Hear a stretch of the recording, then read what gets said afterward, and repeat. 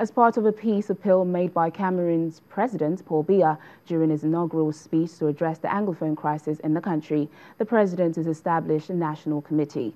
The committee, which is expected to be under the authority of the Prime Minister, will be responsible for organizing, supervising and managing the disarmament, demobilization and reintegration of ex-Boko Haram and Ambazonia fighters.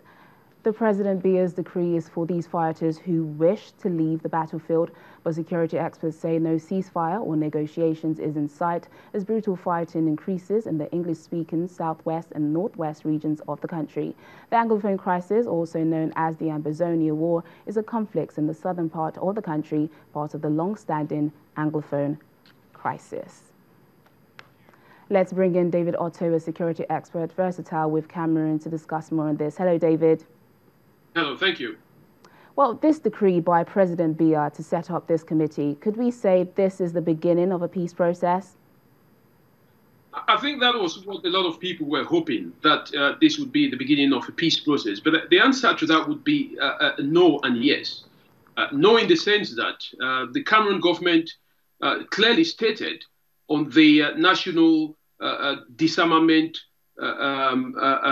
demobilization and reintegration program that it would consist of ex-Boko Haram fighters and Ambazonians, which is the separatist movement that is fighting in the northwest and southwest regions of Cameroon.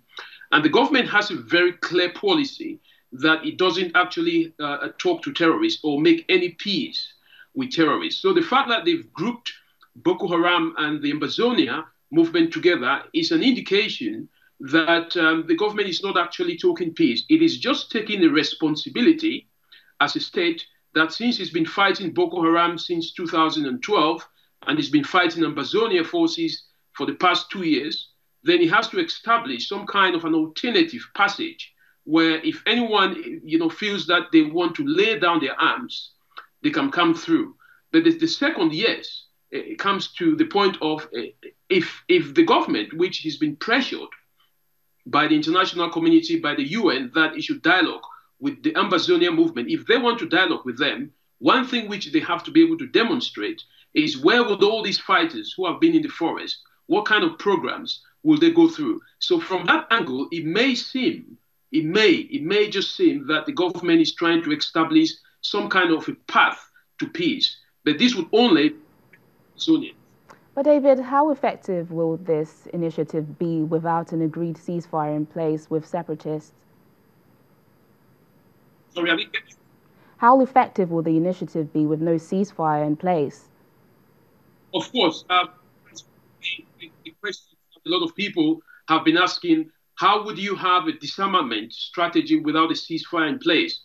The government has to, because this is just a committee, they haven't actually established who is going to be in charge of the committee.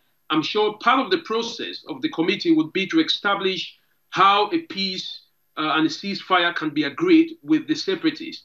Of course, no one knows what the terms would be, but it would be interesting to know, because if you look at the same operation, ceasefire that was initiated in Nigeria, the Safe Corridor, it would seem that the government needs to be able to declare a ceasefire before